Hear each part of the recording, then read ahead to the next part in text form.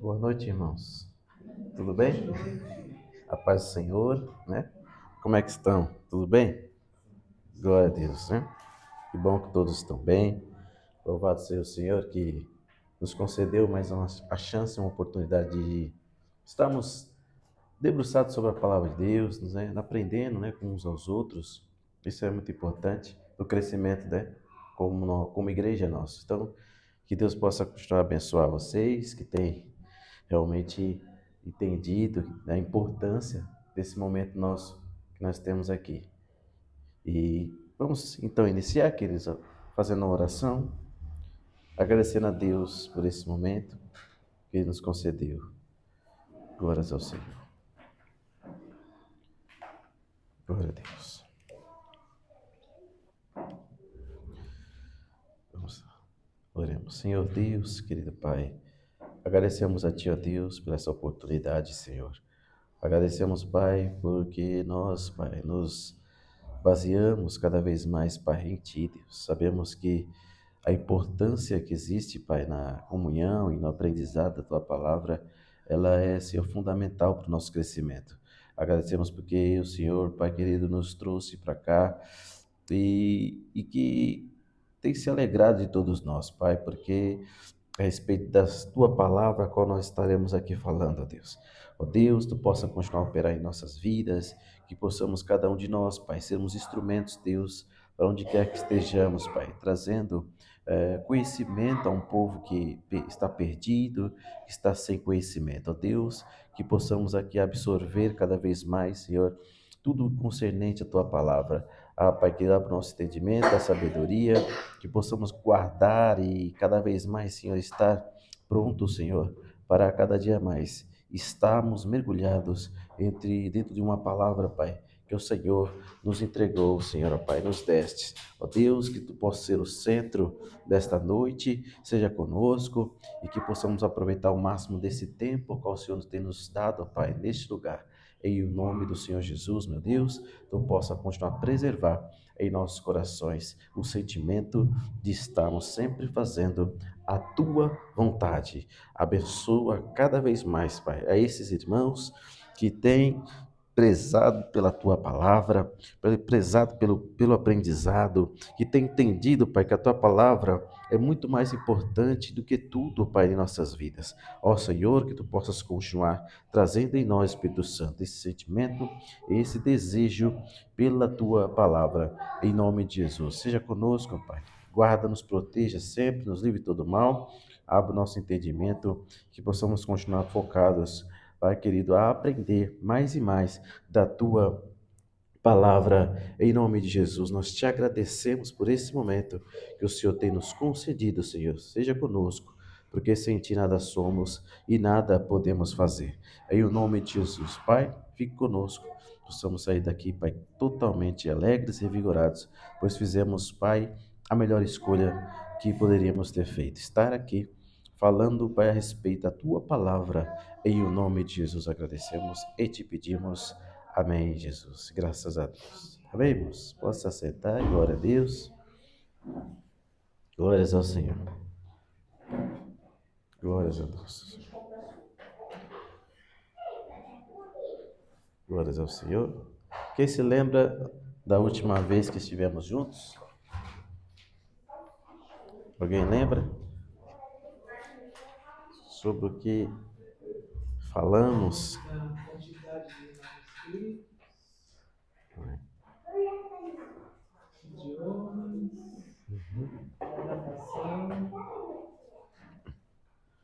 Falamos sobre vários assuntos, mas principalmente sobre um ocorrido, né, que aconteceu e que validou mais ainda as escrituras, né? Principalmente o Antigo Testamento. E nós estamos vindo dentro de uma crescente, falando sobre cânon, né, do Antigo Testamento. Nós falamos sobre a língua né, do Antigo Testamento, falamos sobre os pergaminhos do Mar Morto, né? Na última aula falamos sobre este achado arqueológico que foi importantíssimo para nós, né, como discípulos e cristãos, e que temos provas incontundentes né, contundentes a respeito da palavra de Deus. Isso é importantíssimo, né? Estávamos vindo falando sobre então a caverna de Qumran, né? Ali onde achou os pergaminhos, e ali estávamos discorrendo sobre tudo o que engloba realmente fato é o Primeiro Testamento, e que nós estamos vindo discorrer. Então, são avanços que nós vamos fazer hoje aqui também e falar sobre mais, né? Ainda no quesito de Antigo Testamento também.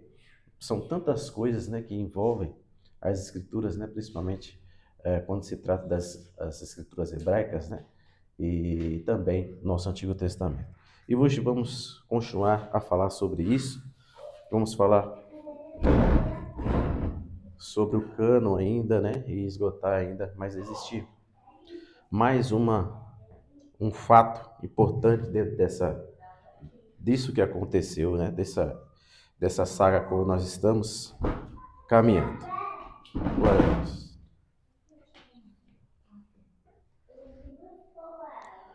Alguém aqui já está na escola? Vocês fizeram todo o ensino médio? Todo, né? Todo mundo aqui fez, irmãos? Vocês aprenderam números romanos? Aprenderam? Eu aprendi agora. Se lembra, né? Se lembra, né? Faz tempo, ele Um pouquinho só. um pouquinho só. Glória a Deus. Por quê, irmãos? Vamos ver se os irmãos estão bem. Se vocês se lembram, vamos ver saber agora, né? Vocês sabem que número representa o L? 50. Hã? 50. Aí, ó. Os irmãos estão bem, hein? 50, né, irmãos? E o X? 10? Eita, irmãos, vocês lembram? Então, craque, hein? Então, craque. Então, o L representa o 50 e o X o 10, né? Isso, irmãos. E 10. Isso. X e o 10. Isso aí. Então aqui nós temos 60, né, irmãos? 60. Se a gente acrescenta mais um X, fica quanto? 70. Aí, exato. Aí a gente soma 50 mais 10 e 10, 10 vai dar 70, né, irmão? Glória a Deus. Bom, vocês estão bons, né, nos números romanos. Que benção, glória a Deus. Mas aqui hoje pra gente, porque a gente iniciou falando sobre isso, porque aqui nós vamos falar hoje, né, irmãos? Sobre algo importantíssimo, né? E o que vocês acham, então, que nós vamos falar hoje? Vocês falaram 70, né? Hã? Septuaginta, a Tereza falou aí. Então, irmãos, um acontecido importante que faz parte também de uma crescente que nós estamos indo, não podemos deixar de falar sobre a Septuaginta, né, que foi importantíssima para a época, e nós vamos discorrer hoje aqui sobre isso, a Septuaginta, e que realmente foi tão importante para os nossos irmãos do passado, e nós vamos aqui discorrer sobre ela, falar sobre como ela surgiu, em que período, vamos falar da importância que ela teve, né, no período que seguiu aos séculos ainda antes de Cristo. A Septuaginta foi importantíssima para os nossos irmãos do passado e até mesmo nós, porque alguns tradutores da Bíblia se basearam também na Septuaginta, né? E João Ferreira de Almeida se baseou, evidente, nos manuscritos hebraicos, mas também em alguma porção ele se baseia na Septuaginta também. Então veja como a Septuaginta é importante para nós hoje que somos discípulos do Senhor. Eu esqueci de trazer a Septuaginta eu tenho. Você tem a Septuaginta? Não. Esqueci de trazer, mas na próxima a gente traz para vocês irem vendo, né? Discorrer sobre os livros que compõem, né? É importante manusear também. né? Na próxima aula a gente traz a Septuaginta. Mas hoje nós vamos falar sobre ela, e o que ela representa, o que representou e o que representa ainda hoje para mim e para você, né? O que é a Septuaginta, assim, não, então, queridos? Uma versão grega, né, do Antigo Testamento. A Septuaginta, ela é uma versão, ela foi uma tradução feita, né, do Antigo Testamento hebraico, né, e que foi importantíssimo para o segmento cristão também, para o judaísmo como um todo também. Nós vamos falar aqui sobre exatamente isso. Quem já ouviu falar da Septuaginta? A Teresa já falou, né? E vocês? Vocês já ouviram falar? Em algum momento? Eu ia falar, mas eu nunca procurei saber a história dela. Sabia que existia. É. E vocês, irmãs? Também não? E você, né? Só ouviu falar, né? Então, ótimo. Então, vamos falar um pouquinho sobre ela, irmãos. Como disse aqui, foi importante para nós. Um contexto histórico que nós precisamos sempre falar, bem realmente é, minucioso, vamos ser bem minucioso e bem realmente. Não temos compromisso com a rapidez, mas vamos falar sempre realmente para que possamos discorrer, a gente conversa, e aí sanamos as dúvidas e aí a gente fica bem entendido sobre o assunto, não é, meus irmãos? E qual foi a história, então, irmãos? Nós não podemos falar sobre Septuaginta, a gente precisa retroagir um pouco mais para trás, para poder, então, não sermos realmente lineares, não sermos muito rasos, né, como a xícara, como o pires, mas nós precisamos aprofundar mais, né? Nós precisamos saber um contexto mais amplo, para que a gente possa, então, ter mais ferramentas para explicar para as outras pessoas como ela surgiu, o porquê ela surge e o que ela representa para nós. Exatamente o que vamos fazer hoje, nesta noite. Qual o contexto histórico? Nós não podemos falar sobre Septuaginta e quando falamos, a gente sempre vai ter que falar sobre o contexto histórico em que ela surge, não é? Ela surge ali no ano terceiro, segundo, antes de Cristo, olha só, então ela é antes de Cristo. Então ela surge antes de Cristo. E aí, como ela surge no século II, século III, século II antes de Cristo, há um contexto de guerra, há um contexto de império, né, irmãos? Há um contexto bem realmente de guerras, de conquista. E quando a gente fala sobre grego, como a gente fala sobre língua grega, o que vem exatamente na nossa cabeça, não sei na sua, mas há algo que a gente lembre, e alguém muito importante que com certeza você já ouviu falar, né, ou na sua escola onde você estudou, e a gente falou algumas vezes aqui também. Quando a gente fala de grego, a gente fala de uma pessoa em específico. Quem é, irmãos? O Alexandre o Grande ou Alexandre Magno. Alexandre foi muito importante, queridos, para que a difusão da língua grega pudesse então ser disseminada, pudesse ser então em vários países e várias nações. Alexandre o Grande se torna importantíssimo. Mas quem foi Alexandre o Grande? Alexandre o Grande, ele nasce antes de Cristo também, olha só. Ele nasce muito antes de Cristo, 300 ali por volta de 356 a.C., Alexandre Grande nasce. Então, ele é filho do rei Filipe II, né? O rei da Macedônia, que foi brutalmente assassinado. Veja o contexto de guerra que existia. Então, havia muitas conspirações, havia muitas guerras, disputa. Então, dentro ali do seu próprio reino, havia as pessoas que o invejavam, haviam pessoas que queriam usurpar o trono. Então, o rei Felipe II, ele é aquele que realmente faz bastante coisa na Macedônia.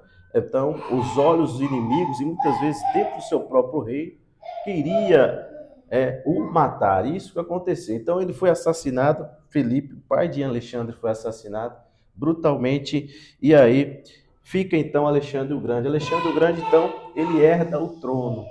Ele herda o trono do pai, Filipe, e prossegue então com o seu reino. Então o Filipe II morre, então Alexandre assume que era realmente o sucessor, né? O filho sucedia o pai no trono, né? E foi o que aconteceu com o Alexandre o Grande. Destaque para nós, importante, por curiosidade, Alexandre ele é ensinado pelo filósofo Aristóteles, né?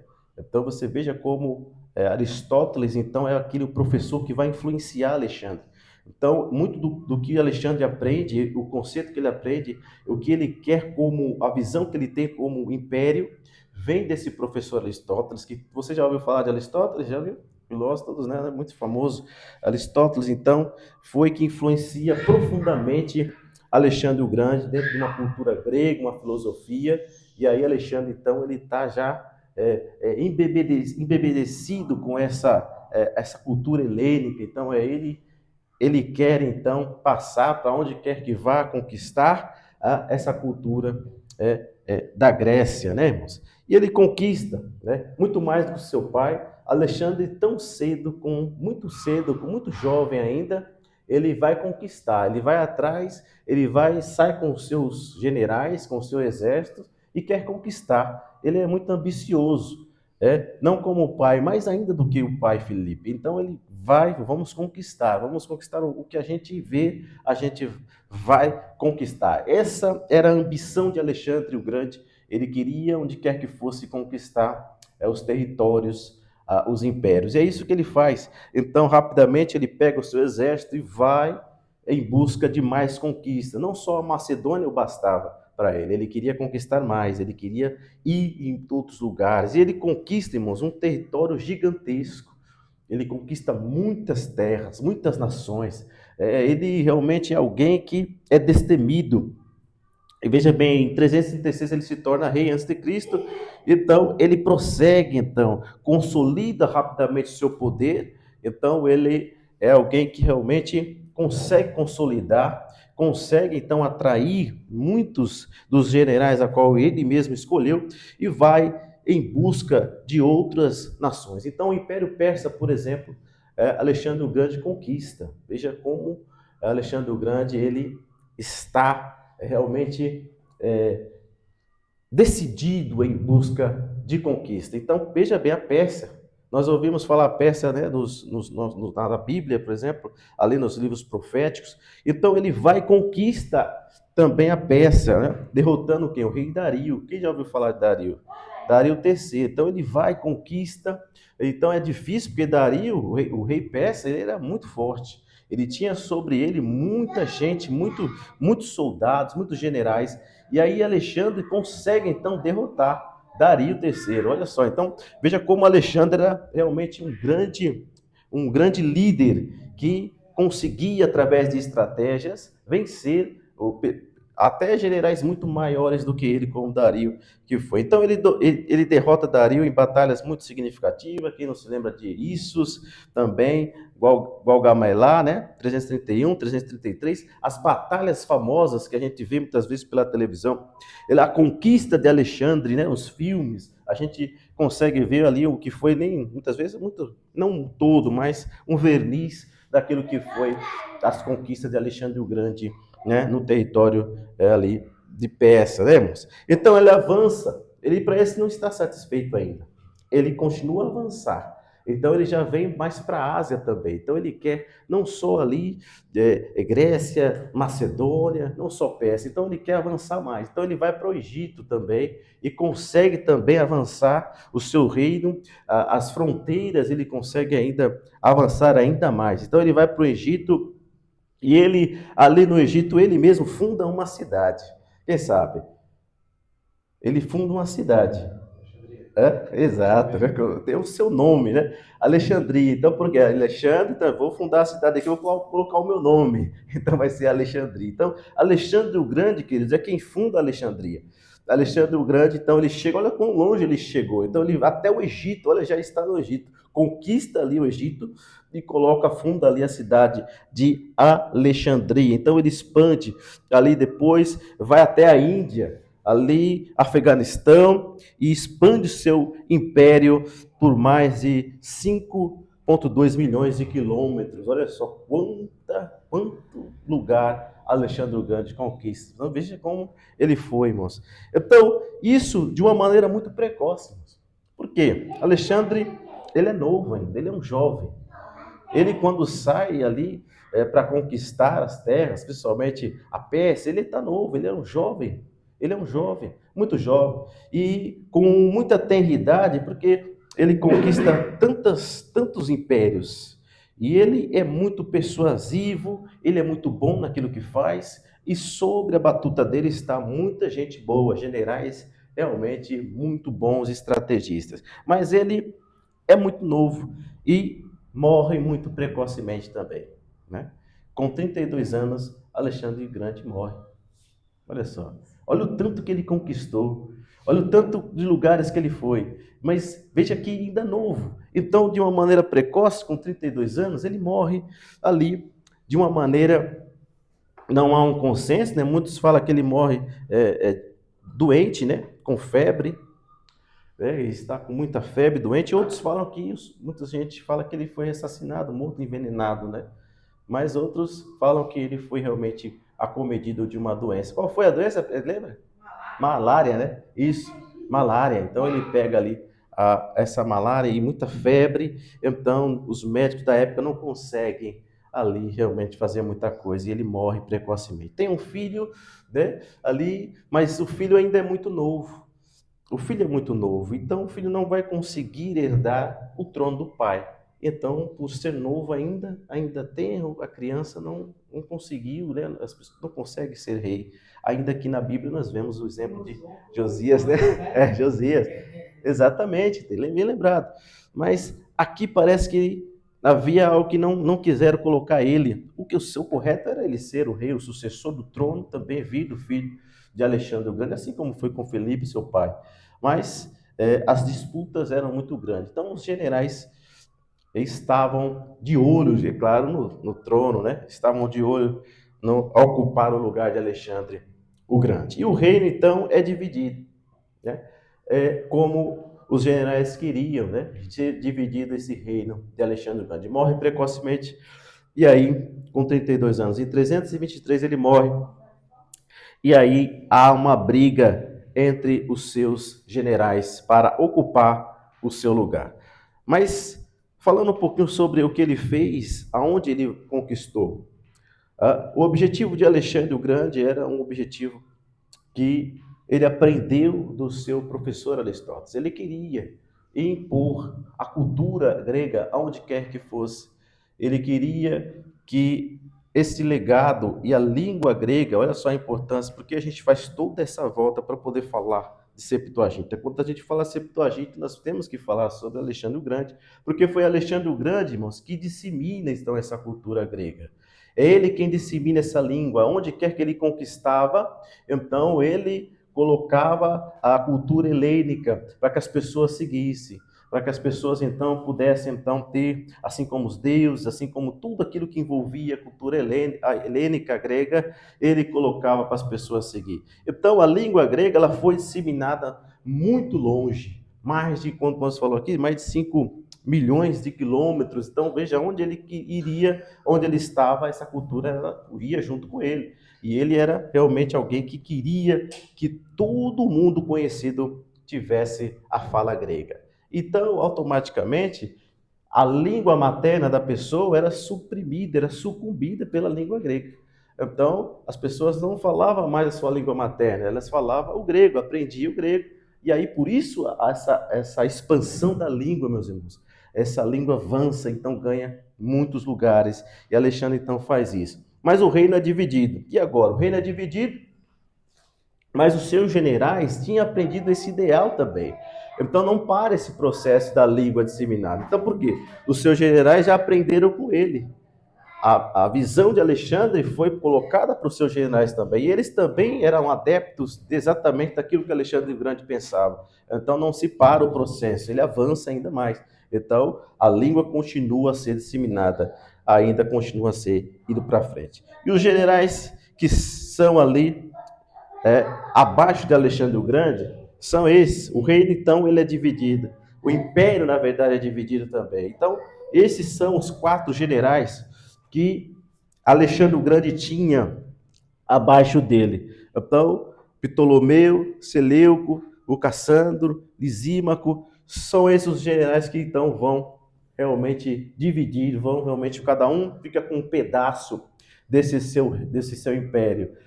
Isso não foi muito fácil, houve uma guerra, né? Uma guerra dos diádocos, né, irmãos? Esta guerra foi ferrenha, esta guerra foi realmente muita pessoa morreu, muita gente morreu, porque, irmãos, olha só, eles queriam maior parte. Então, veja, quando Alexandre o Grande morre, muitos deles queriam o todo, então vamos entrar em guerra. Eles não entram num acordo para realmente dizer, ó, você fica com essa parte, não foi um acordo assim, vamos sentar aqui, vamos ver quem vai ficar.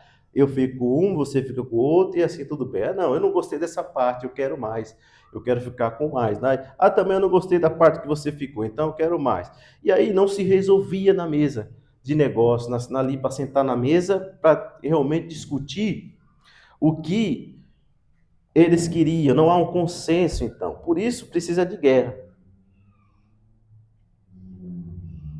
Precisa entrar em guerra. Então, se a gente não consegue resolver as coisas assim, sentando, conversando, no tempo antigo, então vamos guerrear. Então, vamos então medir forças. Vamos ver então quem vai vencer, quem pode, quem vai ficar com todo esse reino. Então, vamos guerrear. Então, isso foi o que aconteceu. Uma guerra ferrenha. Por quê? Para ser general de Alexandre, precisa ser bom, precisa ser muito bom. Então, são 4 generais muito bons. Imagina a guerra, irmãos, imagina o contexto, o que acontece. Então, foi muito difícil esta guerra e que muitos soldados foram mortos, pereceram, soldados de valor, soldados bons, e foi exatamente isso que foram decididos. E aí, cada um ficou então com a sua parte. Então, houve realmente a guerra. E aí, não, vamos então fazer um acordo. As forças foram medidas e parece que as perdas foram iguais. Então, quer dizer, então nós não vamos chegar a um acordo? Vamos chegar a um acordo então. E aí decidiram, vamos separar então todo o reino. Aí Ptolomeu ficou ali com o Egito, Seleuco ficou com a Síria e Mesopotâmia, né? Caçando Macedônia e Grécia, Lisímaco, Trácia e Ásia Menor. E aí foi decidido isso, foi decidido. Egito e Síria ainda falam, ainda continuam com essa língua Ah, grega? para boa parte, sim, porque foi muito forte o que aconteceu. Porque esse Ptolomeu aí, ele se torna um faraó. Então ele continua com seus ideais. Então é claro que hoje não estão com tanta força, mas realmente existe ainda pessoas que falam realmente ali o grego, sim, sabe? É muito interessante. Esse aprofundamento, que depois a gente pode se aprofundar mais ainda, vai ter uma aula só para falar sobre isso, né? O quão foi realmente, o que hoje em dia, quais são os resquícios que existem de uma língua grega que possa suplantar uma língua materna. Então, a gente pode realmente trazer o que está acontecendo hoje em todo o mundo, né? Mas veja que interessante, né, irmãos? Essa essa parte de Ptolomeu e o que a gente interessa hoje para nós é o Ptolomeu. É Ptolomeu. Nós podemos depois falar sobre os outros generais, mas para nós, Ptolomeu, porque veja que a guerra não é decidida em diádocos. Eles realmente continuam com a intenção de expansão. Assim como eles aprenderam de Alexandre, não, tudo bem, vamos decidir isso aqui. Mas eles continuaram em guerra. Eles continuaram dizendo, não, agora vamos atacar para ver se a gente vai avante e consegue conquistar. Então havia toda uma guerra. As guerras continuaram, de uma forma menos intensa, mas elas continuam. E o que importa hoje para nós, para a gente possa... a guerra foi entre esses 4. Foi essa guerra que aconteceu. Mas diálogos são eles. São eles. Historicamente, são eles, isso. Então, a gente aqui vai falar sobre essa pessoa, esse general, porque faz sentido para nós aqui no nosso estudo da Septuaginta.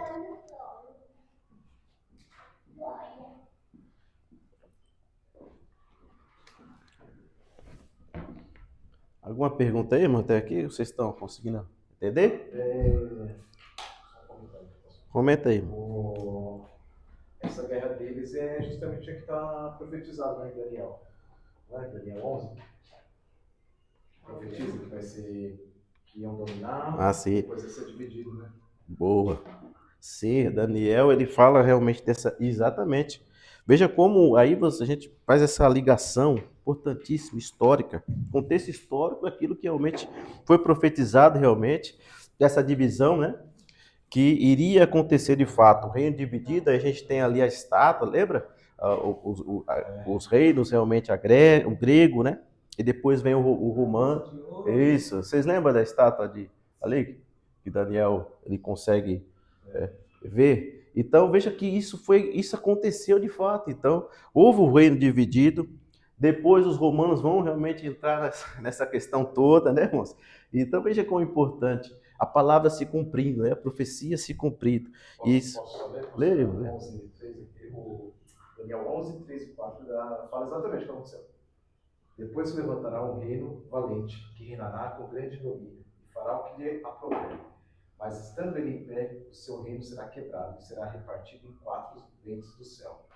Mas não para a sua posteridade, não tampouco segundo o seu domínio, com que reinou, porque seu reino será arrancado, e passará a outros que não ele. Aí continua falando, é exatamente o que aconteceu Realmente. depois da história. É isso mesmo. Isso, bem lembrado, mano. Glória a Deus. Então, você veja, é a cumprimento da palavra. Então, a divisão dos quatro, veja, vê exatamente como realmente foi profetizado. Depois tem muitas outras coisas que aconteceram e que realmente importantíssimos, históricos. Então, quer dizer, não há como a gente deixar, ficar realmente inerte aquilo que está escrito. A Bíblia profetizou e foi o que de fato aconteceu. E a história hoje é comprovada, né? Isso é maravilhoso saber, não é, irmãos? Eu estava vendo faz pouco tempo, que eu não sabia, mas muita gente queria tirar o crédito de Daniel. Acho que era justamente por isso, porque se Daniel tivesse realmente profetizado uma coisa histórica que todo mundo comprova historicamente, a Bíblia está correta. E aí falou que agora que começaram a achar bastante coisa do... Agora não, mas acho que 50 anos para cá estão achando bastante coisa sobre a existência de Daniel mesmo. E não tem como, agora não tem como falar que Deus não profetizou através de Daniel desde aquela época. Eles podem realmente criar um monte de coisa aí, mas não tem. Não tem como. Deus vai lá e revela, tá bom, se vocês querem ver, então vai lá, cava lá, vocês vão encontrar um monte de coisa que prova que a existência de Daniel. Acho que encontraram, se não me engano, encontraram algumas coisas, o imperador que era amigo de Daniel, qual escritor, esqueci o nome dele, mas encontraram algumas coisas sobre ele, e parece que encontraram algumas coisas falando especificamente sobre Daniel. Sim, sim. Coisa arqueológica. É isso. É. E, tipo, citando o Daniel mesmo. Olha aí. Não tem como falar que não existe. Não tem.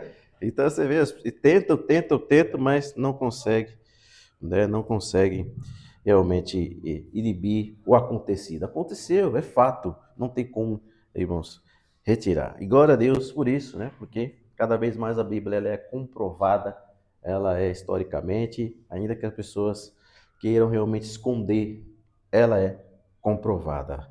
Para a glória do nome do Senhor, né, irmãos?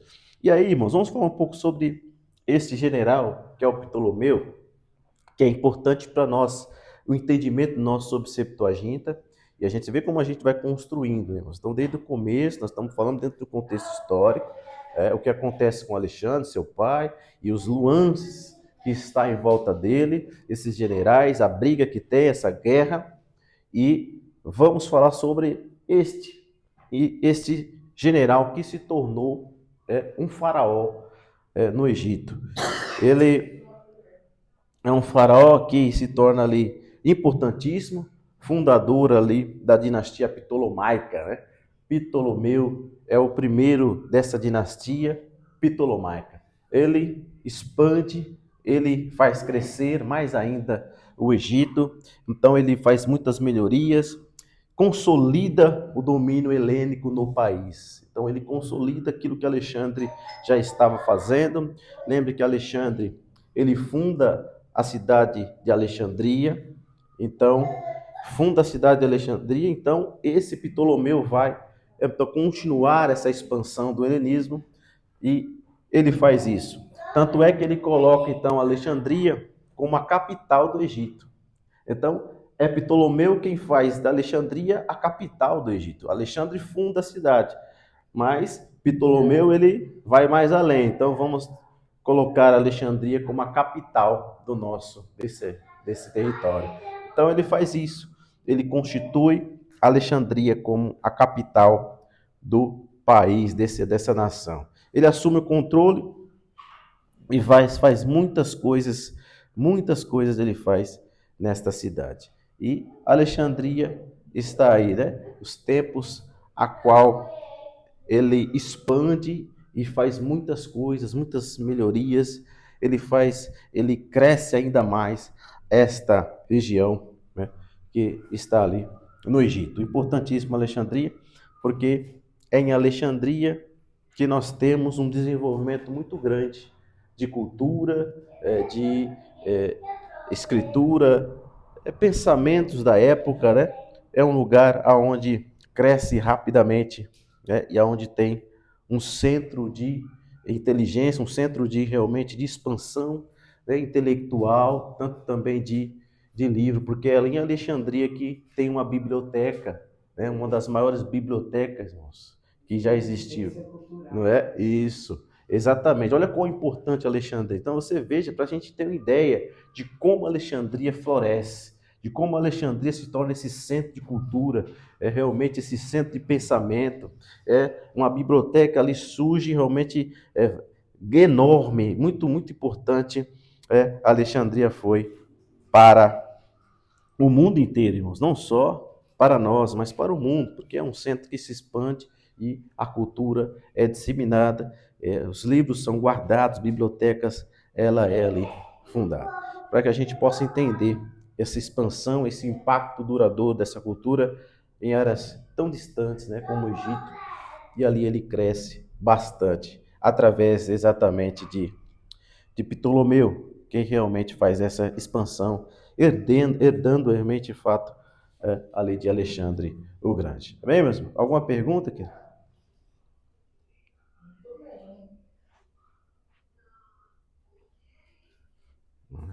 Então, em Alexandria, que nós temos essa expansão. E Alexandria tem muito judeu. Em Alexandria tem muita gente que foi colocado ali, foi realmente estava vivendo da época, né? Veja, isso que é importante para nós também entender e saber, que a gente está construindo aquilo que realmente aconteceu, a história aqui, para a gente poder continuar a nossa conversa.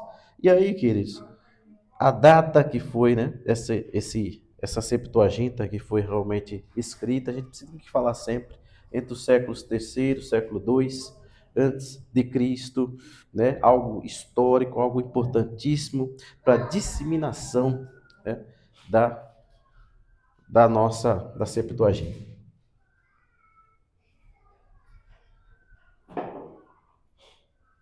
Glórias a Deus. Então, entre esses séculos foi a composição desta importante tradução da Bíblia hebraica. E o conteúdo que a gente precisa sempre estar frisando, realmente, agora entrando propriamente dito dentro da Septuaginta, havia uma explicação do porquê realmente que necessitava desta importante tradução. E veja que a disseminação foi tanta dessa língua que, veja que os judeus de Alexandria, como a gente está falando, eles já não mais conseguiam falar o hebraico. A disseminação foi tanta, tanta, que eles começavam a esquecer a sua língua materna. Para você ver o quanto a cultura helênica penetrou em Alexandria. Não só em Alexandria, mas em todo o que a conquista foi realizada, a cultura ela foi disseminada. Tanto que chegou o momento que eles já não conseguiam falar a sua língua materna. E aí eles falavam somente o grego koiné. E aí a preocupação começava. Por quê agora? E agora?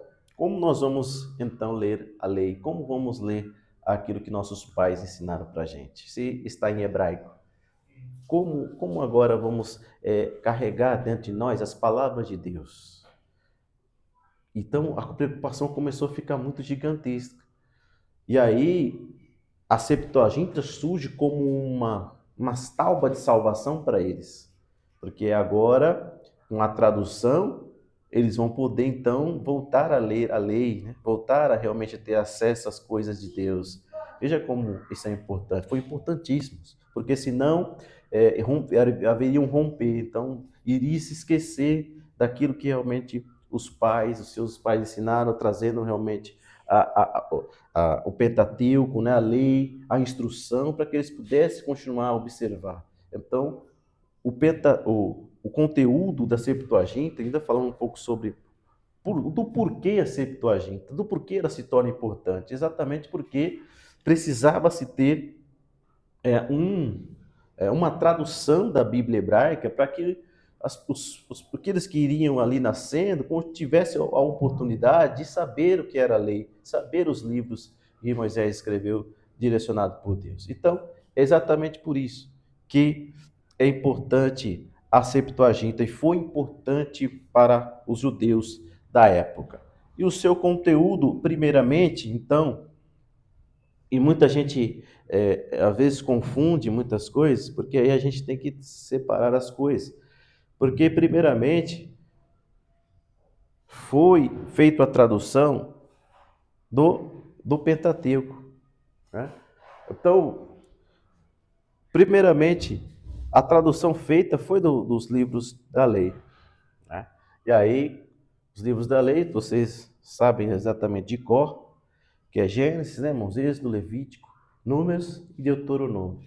Porque tinha que se acontecer realmente urgente essa tradução, porque estávamos perdendo, nossos jovens já não tinham mais conhecimento do hebraico, então vamos agilizar, vamos fazer rápido isso, para que realmente a gente possa atenuar essa questão e possamos então voltar a ter os livros da lei de uma forma traduzida para o grego, vemos?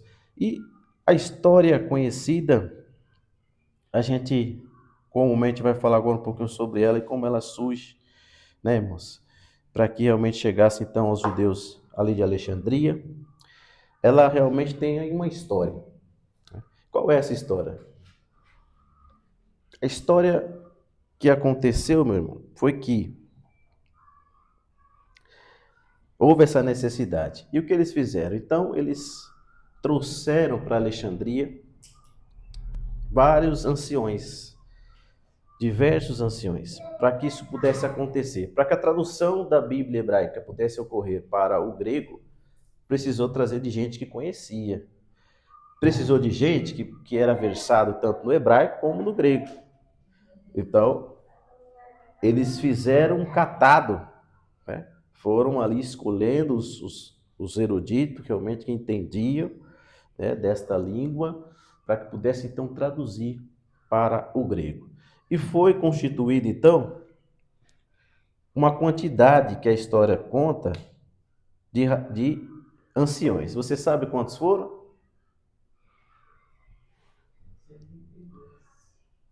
Olha, nós falamos sobre 70. E aí há uma dúvida, e ninguém fala um consenso. Então, uns falam que é 70, outros falam 72. Então, não há um consenso, irmãos. Então, nós temos que, quando sempre a gente for falar sobre isso, a gente fala, não há um consenso. Então, ou é 70 ou 72. Então, foram 70 ou 72 anciãos que foram escolhidos e levados para Alexandria. Então, para que esse trabalho pudesse ser feito, irmãos. Para que esse trabalho não poderia ser feito por qualquer um. Precisava de alguém e eles tinham esse cuidado. Esse cuidado foi tomado. Então, eles precisaram, então, vamos lá, entre os cativos, vamos então ver ali quem que está apto a fazer essa tradução. E eles eram exigentes ao extremo. Então escolheram então esses 72. Dizem que foram de várias tribos, e toda tribo de Israel foi constituído um pouquinho de ancião. Então, eles fizeram trouxeram para Alexandria e ali fizeram realmente a tradução. De que forma eles fizeram isso? Então, eles colocaram em várias cabines os rabinos, né? Todo mundo individual. Cada um pegou os seus pergaminhos, pegou os seus códigos, pegou lá os seus, né? E cada um ficou dentro de uma cabine, por exemplo, né? Uma repartição. Então fizeram 72 repartição e cada um rabino ficou ali dentro a fazer a tradução, então para o grego. E aí fizeram essa tradução. Essa tradução dizem que demorou 72 dias para ser feito, né? Então, 72 dias. Hã? Foi rápido? Rápido demais, né? Exatamente. Então, tem muita gente que fala que é lenda. A gente tem que sempre colocar aqui, né? Tem muita gente que fala que é uma lenda, tem muita gente que o professor nosso falava que era impossível. Você colocou em 72 dias, você traduzir, né, irmãos, todo ali o Antigo Testamento. Mas tem um adendo aí que a gente vai fazer e que talvez possa se encaixar com essa realidade. E vamos falar sobre isso. E então eles fizeram 72 dias e cada um, e foram comparar as traduções que cada um fez. Então vamos aqui, dá aqui a sua tradução, você terminou, você dá aqui, então, e nessa comparação não houve erros. A tradução de que um rabino, de um ancião fez era exatamente o que todos os 72 fizeram, né? De uma forma assim, bem sobrenatural. Então você veja como eles colocaram, não, ninguém errou, então que todo mundo... Mas cada um não pegou um livro? Quantos livros cada um pegou? Porque não fizeram a mesma coisa. Como assim? Como é que estava? Eles dividiram, né? Não, cada um fez a sua tradução literal. De tudo? De tudo. De tudo, cada um fez sua tradução. E aí, não, cada um fez e aí compararam as traduções, senão não tinha como comparar. Então eles fizeram essa comparação e a história que está dizendo, né, irmãos? Então não houveram erros. Então disseram que não houveram erros. Então por isso foi algo marcante para a época e para eles. E aí, meus irmãos, o que a gente precisa entender historicamente, onde que estão essas histórias? Estão nessas traduções importantes. Então, há uma carta, um documento histórico, né, de Aristias, que realmente fala sobre exatamente como aconteceu, como estou contando para vocês.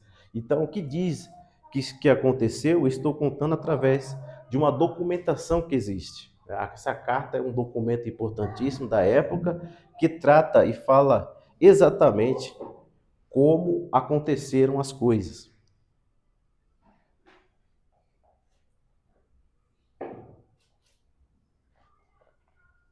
Então a carta de Aristia confirma de que realmente foram ali os 72, colocaram em vários cubículos, fizeram então a sua tradução.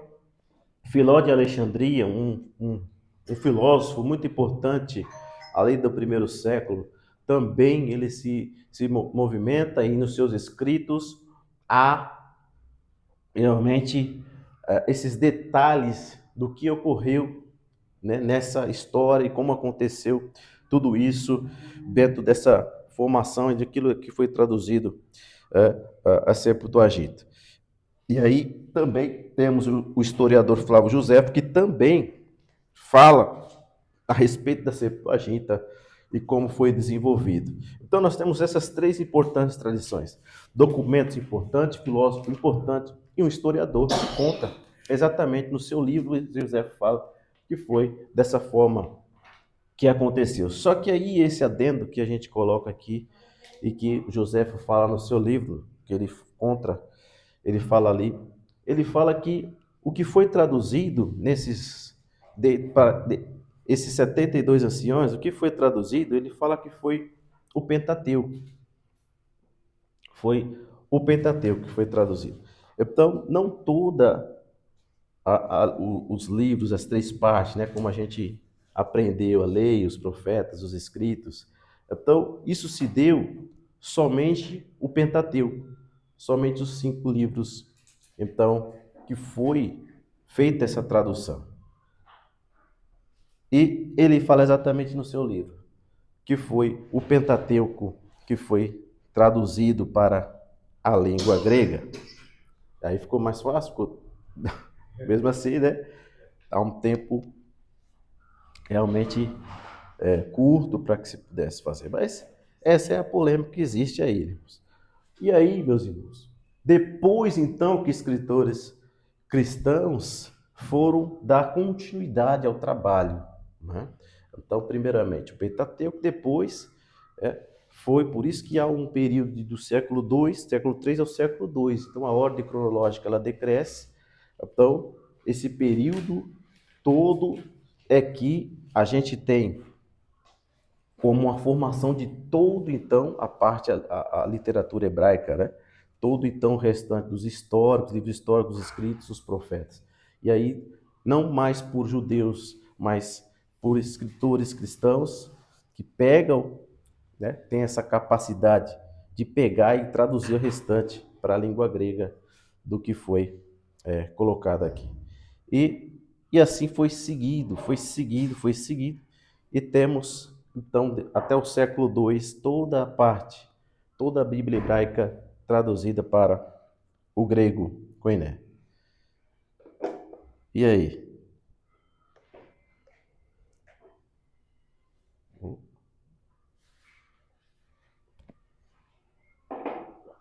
Importante, né, irmãos? Curiosidade, né? Alguma pergunta? Comentários? Pessoal, Pentateuco, né? Que todos aqui na nossa Bíblia, aqui na minha, nas 300 páginas. Na verdade, os caras ficavam concentrados, pensavam que ficavam concentrados o dia todo lá, só escrevendo, só criando, traduzindo. Uhum. Pelo menos, né? Menos. Então, até que eu pensei também, porque se fosse toda, né, todas as três partes, a lei, os profetas, né, em 72 dias era muita coisa. Os escritos, mas eles realmente não paravam, né? Então eles ficavam ali, concentrados, traduzindo. Né? Não tinha distração, né? Distração era não tinha, né? Trabalhar, né? trabalhar. E aí, o quanto antes, então a ordem era, você tem que fazer bem feito, mas e rápido. Então essa ordem que eles foram passados para eles, para que e com muita precisão era preciso você fazer. E isso aconteceu, né, irmãos? Que muito importante para nós foi. E aí, meus irmãos, os livros, né?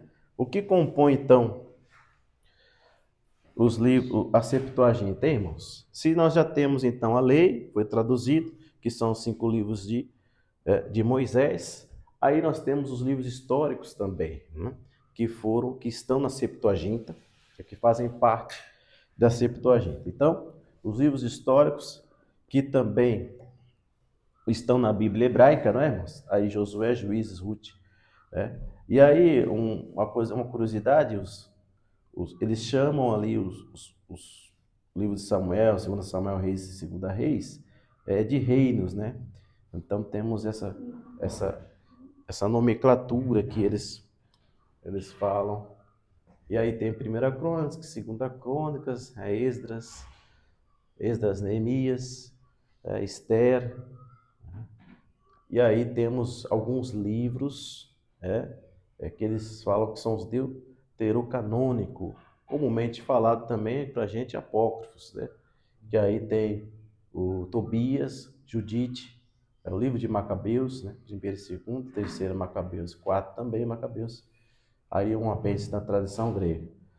Então, na nossa Septuaginta, a Septuaginta é diferente da Bíblia hebraica, não é, irmãos? Então ela é diferente. Contém outros livros contém. Tem uns livros apócrifos lá, ó. Tem uns livros lá. E também o Macabeus, que não estão na Bíblia hebraica, livros históricos. Caiu alguma coisa aí? Não, pensei que era meu, não. Não? E aí, o que vocês acharam dessa parte?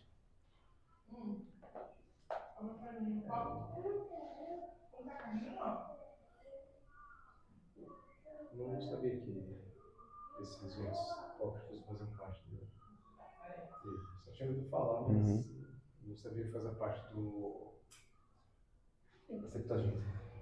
Eles fazem. Aí tem essa diferença que foi colocado. Aí os macabeus também, eles colocaram. E outros livros também, que são os livros poéticos e os sapienciais, né? Como temos nossos livros, está na nossa Bíblia, Jó, Salmos também. Há um adendo, Salmos 151, Provérbios, Eclesiásticos, Cântico dos Cânticos também. Sabedoria de Salomão, aí é um pouco diferente, né? É um deuterocanônico, um livro apócrifo. É o Sirácida, Eclesiástico, também um livro apócrifo, deuterocanônico, né? E a oração de Manassés, Salmos de Salomão, né? Tem esses livros que fazem parte da poesia sapiencial da Septuaginta. Olha aí.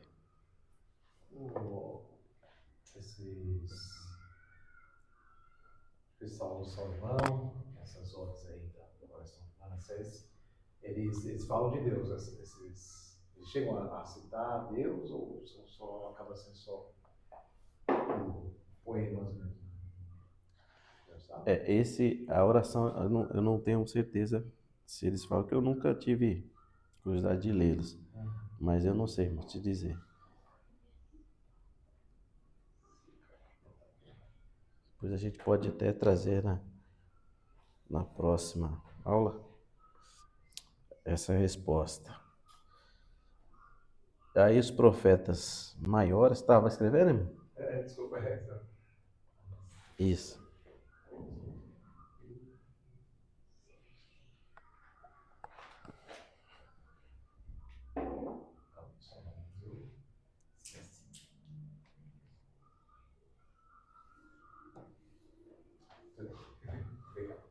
Uhum.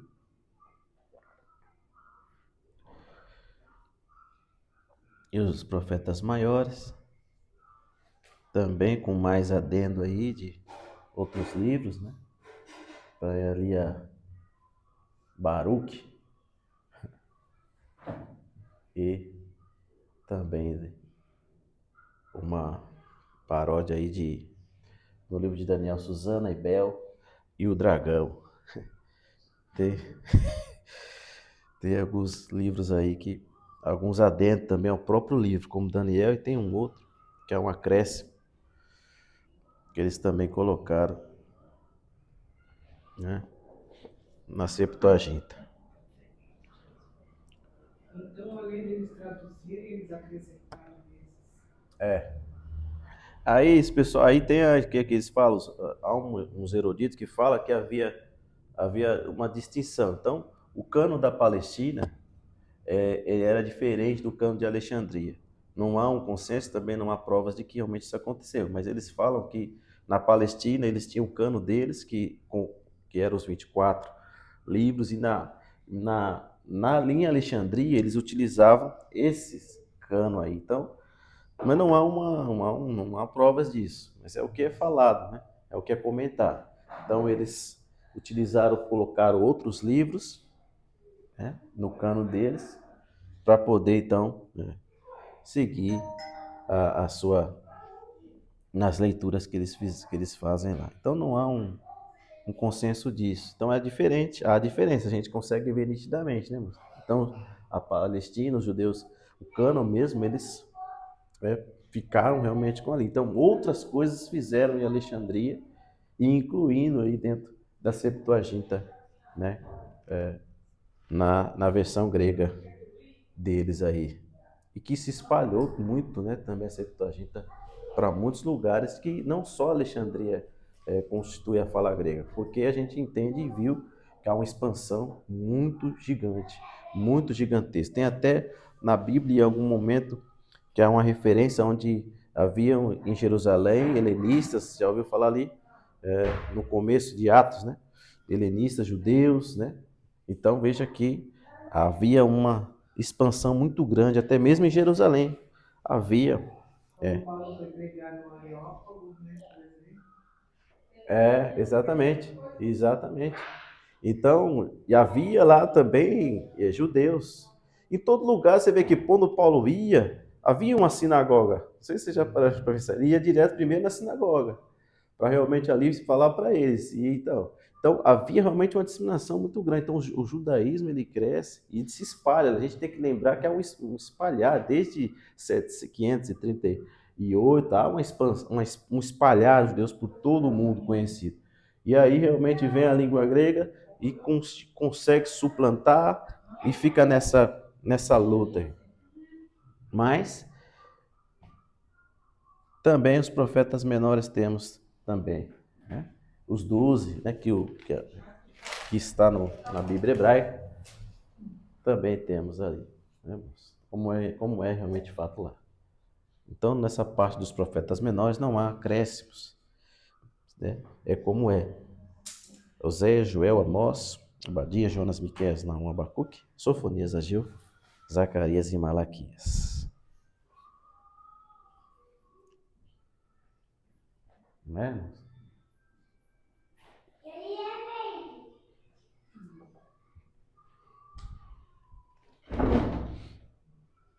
Então, Mas aí já dá para entender um pouquinho dos. É grego, né? é grego. Para ver mais ou menos como é que monta O que você está falando? as sílabas, isso. Não, já dá para entender mais ou menos como funciona. Ah, já está bem. Ah, tá certo. Eu não estou profetizando portuguesa. Esse, irmãos. Dá para riscar aí, Doug? O grego não tem.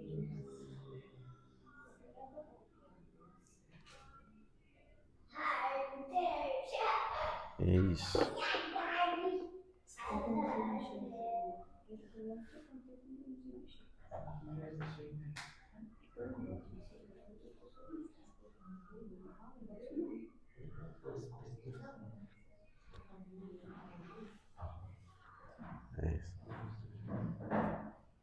E aí, queridos? Então, essa é a composição, irmãos, dos livros da Septuaginta, que realmente tem bastante aí livros deuterocanônicos, tem livros acréscimos em alguns livros, mas ela está aí, né? Disponível. E aí, algo que é importante para a gente também saber é os adendos que a gente falou, em Esther e Daniel, é aquela história de Abel, né, o dragão, tem esses adendos, né? Então, os apócrifos, que eles falam deuterocanônicos, e para a gente é apócrifos porque realmente não estiveram em Jâmia, não estiveram em outros lugares. Mas acho que ela foi comprar alguma coisa, filho. Acho que foi comprar.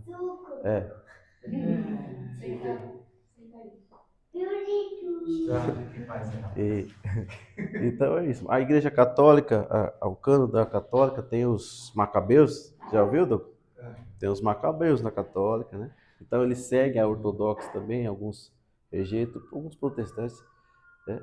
Rejeitados pelos rabinos, judaísmo rabino. Então eles desconsideram aquilo que foi feito, né, na Septuaginta. Para eles, o que vale é a Bíblia hebraica e ponto final. Então, é algo que realmente foi importante para a época, né, diga-se de passagem, né, e que realmente foram importantes, né, para eles poderem continuar a sua devoção a Deus. Evidente é que algumas coisas nem tudo é perfeito, porque você vê que se acrescenta esses livros apócrifos, né? Mas A parte boa é que a lei, ela se manteve íntegra, né? Os 5 primeiros livros se mantêm íntegros, os livros proféticos também, os livros históricos, algumas coisas que realmente se destoaram, né? E que realmente foram colocados esses livros apócrifos, que são realmente alguma parte negativa, né? Que colocaram aí esses livros, mas a Septuaginta continua aí, continuou no seu decurso sendo importante para o crescimento, né, do judaísmo, como também para o cristianismo. Nossos irmãos, por exemplo, a primeira geração de discípulos, como a, os diáconos, né, os constituídos. Os diáconos, eles são gregos, são da diáspora. Alguém sabia? A palavra diácono é grega, né?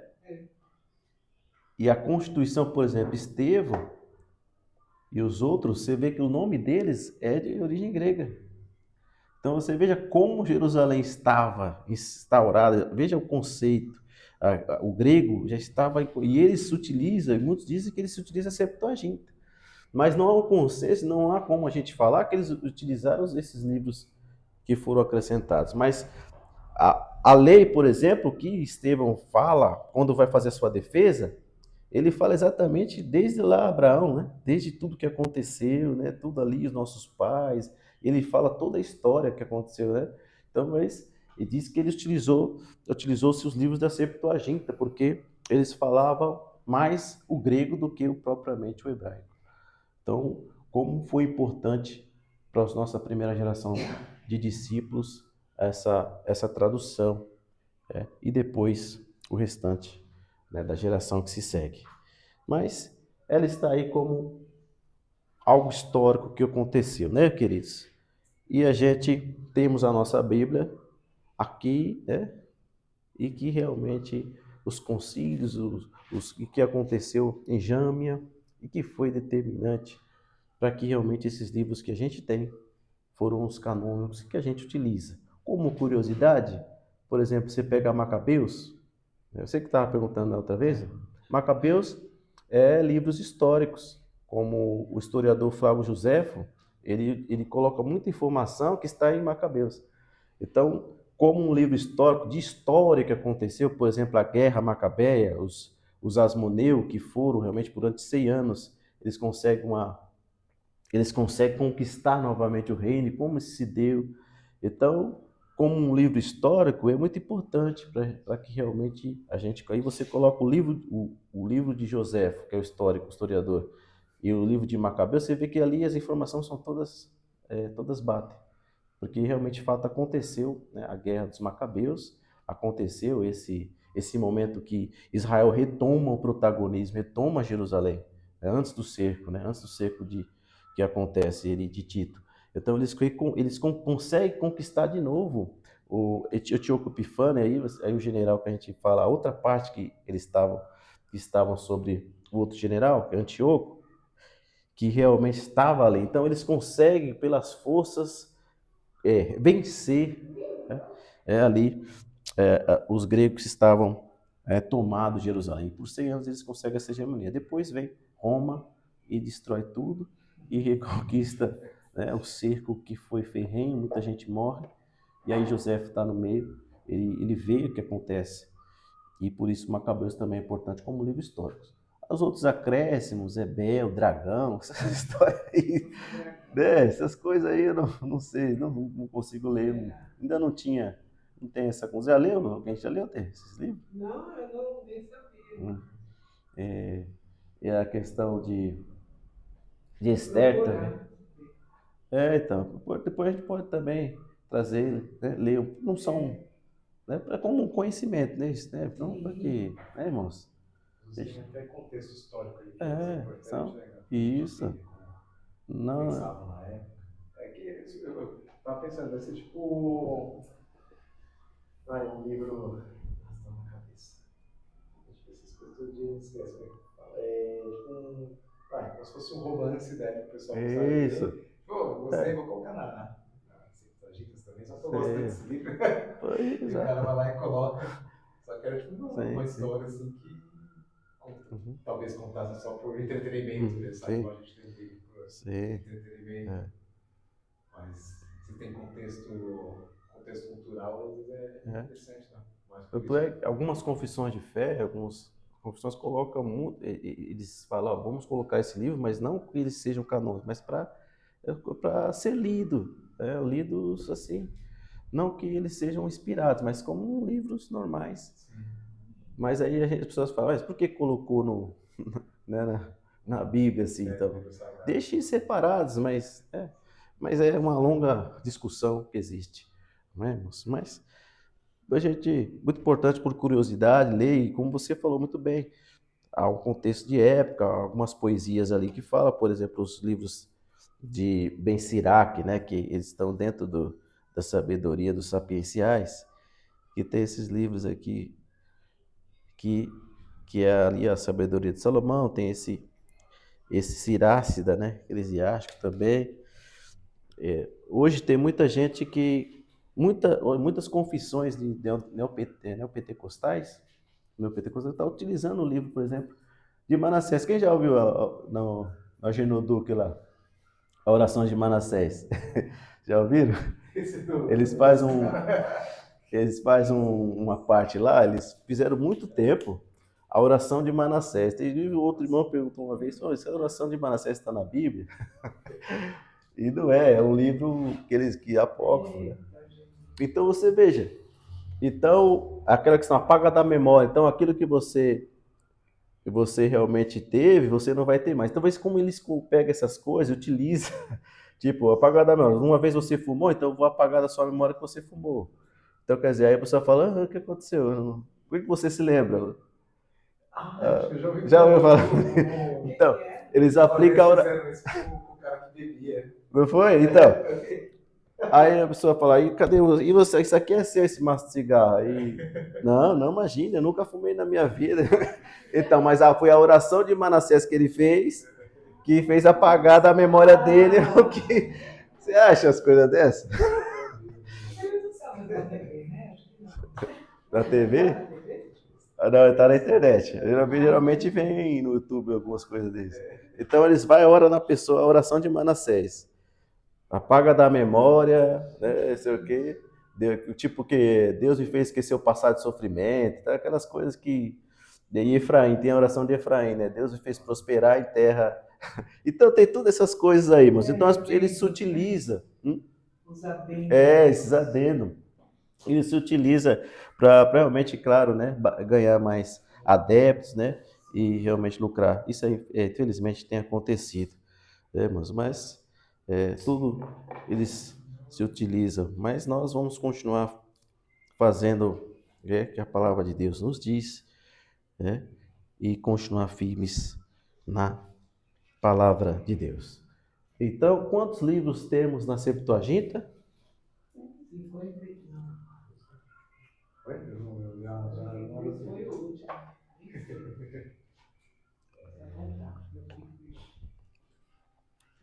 Isso, aí. Nós temos a Bíblia hebraica, temos a Bíblia. Nós fizemos uma comparação na aula passada. A Bíblia hebraica com o nosso Antigo Testamento. Nós chegamos à conclusão que entre a Bíblia hebraica e o nosso Antigo Testamento são os mesmos livros, não é? São os mesmos livros. Aí tem aquela questão, aquela pegadinha que a gente colocou, de que nós devemos somar, né, os 12 profetas, por exemplo, a Bíblia hebraica ela coloca como um, né? E outros livros também, livro de 1 Reis, livro de Samuel, são como um também. Então a gente chega à conclusão, 39 também é 39, se formos na nossa conta. E na Septuaginta,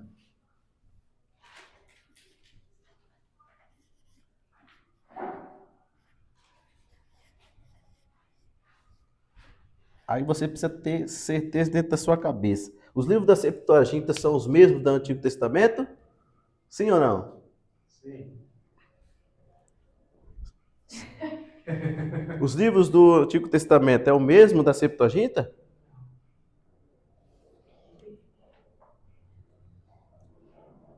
Sim. Essa altura do campeonato dá um consenso, irmão? Sim ou não?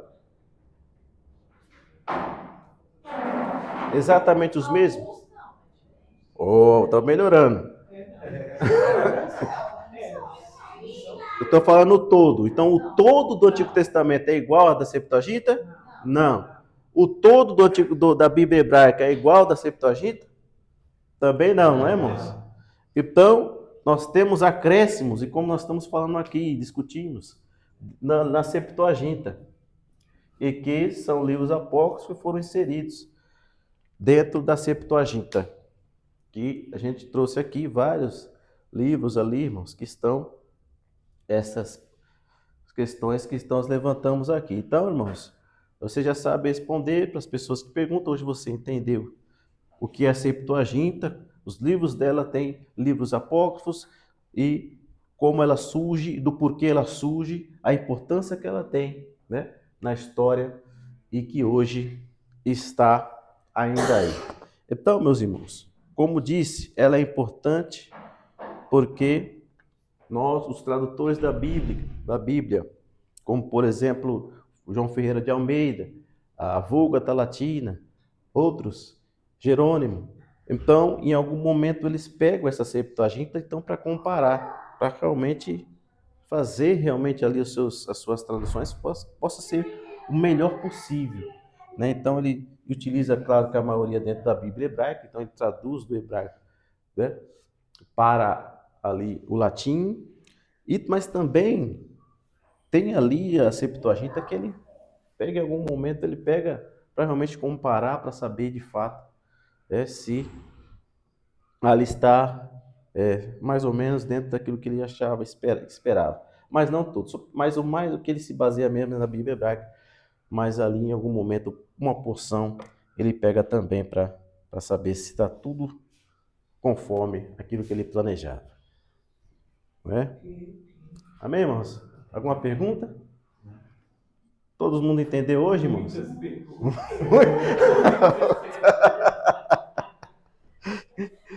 Mais perguntas ainda, né? Realmente, mais perguntas. Mas foi bom aqui hoje um debate, uma discussãozinha, né? Algo que é muito importante, que às vezes a gente passa por esse nome difícil de se falar, mas e que de fato foi importante para a época. Imagina nós não perdemos a nossa língua e não tiver mais acesso à Bíblia, por exemplo. Imagina se no lugar deles, né? Então, ela é importante e marcou as gerações que sucederam, foi importante e hoje, evidentemente, nós temos nossa Bíblia, né? E que realmente, como curiosidade, esses livros possam nós, em algum momento, ler para saber o que se trata deles, né?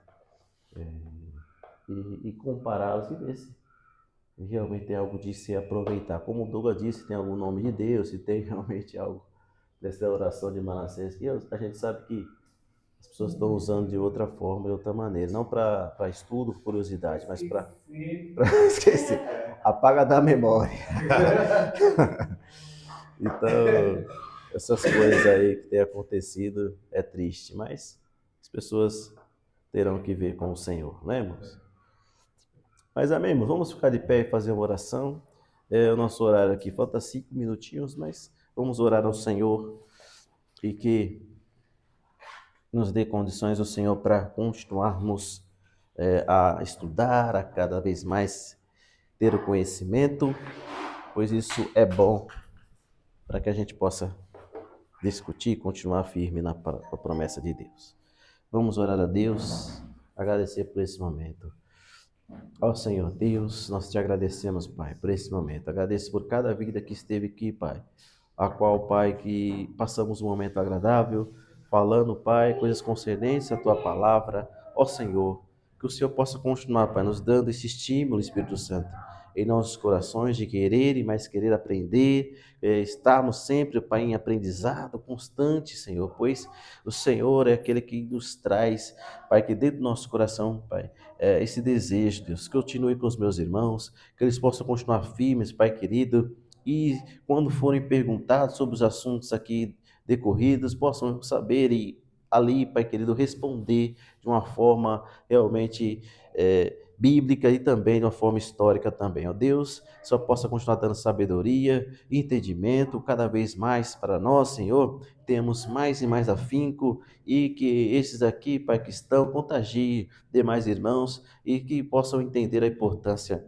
de estarmos, Pai, aprendendo a Tua palavra. Em nome de Jesus, abençoe cada vida, Senhor. Que só possa continuar firmando esses aqui na Tua palavra sempre, eles possam crescer mais ainda para a Tua glória. Em o nome de Jesus, nós te damos graça, Pai, por esta chance, por esta oportunidade, Pai, rica, a qual nós aqui o Senhor tem nos concedido. Deus querido, em nome do Teu Filho, que eu possa levar os meus irmãos para casa em segurança, guardá-los, protegê-los, livrá-los de todo mal e que eles possam continuar desfrutando mais ainda da Tua palavra, aprendendo e aprendendo ainda mais. Pois a Tua palavra nos diz para que possamos prosseguir em conhecer o Senhor, Pai. Ser conosco e nos ajude. Sem Ti, Pai, não podemos nada, não somos ninguém. Abençoe este povo, guarda, proteja e livre de todo mal. Em nome de Jesus, damos graças por essa oportunidade, por esta aula. Obrigado, Pai, por ter os meus irmãos comigo. Em nome de Jesus, damos graças para a Tua honra e glória. Em nome de Jesus Cristo. Amém. E graças a Deus. Amém, meus irmãos? Estenda as vossas mãos, que o grande amor de Deus e as doces consolações do Espírito Santo do Senhor esteja com todos nós, desde hoje para todos sempre. Todos digam. Amém. Aplauda ao Senhor Jesus. Glória a Deus. Amém, irmãos? Glória a Deus. Deus abençoe a todos que vieram. Um prazer estar com vocês, tá, irmãos? Cada vez mais, né? É muito bom esse momento que nós temos e que possamos continuar, né? Firmes e focados, né? Cada vez mais. Deus abençoe sempre a vocês. Amém, irmãos? Nós temos algo na mesa também. Vamos orar também? Paulo Douglas, pode orar por nós?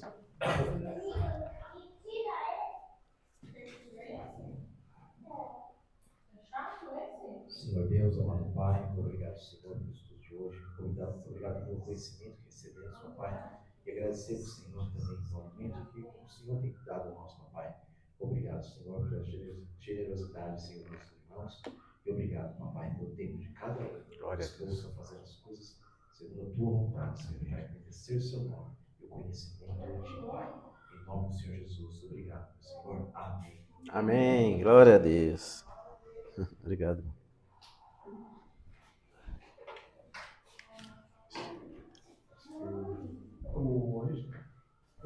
Olha que interessante.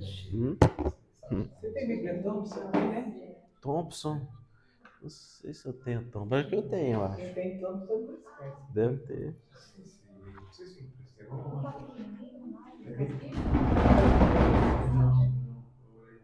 As grutas de Qumran. Olha lá, aí, ó. Tem até foto, eu não tenho não. Eu tenho muita coisa Eu não que eu tenho, não não. li ainda. Aí, ó. Fragmentos Marmoto. do rolo. Olha. Olha lá que a gente falou lá no museu lá de Israel. Tá lá mesmo. Não, você falou Museu de Alexandria. Não, a outra aula. Ah, não, A será? outra Eu não aula. lembro. O Qumran, nós falamos dos Também. pergaminhos. Ah, Que tá. tá lá os manuscritos. Olha que interessante isso aqui. Alexandria Magno é o mesmo da Alexandria. Sim. Dá uma lida aqui. Aqui. Tem muita coisa para ler. Meu Outra Deus. pessoa por talvez 200 anos de existência. É igual a Peixinho. Ai, que aguinha gostosa. Olha o micro. 10 mil significados para transportar os esposos.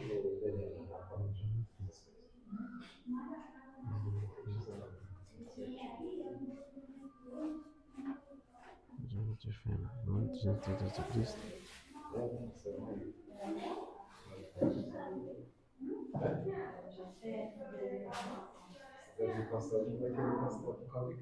Deixa eu pausar.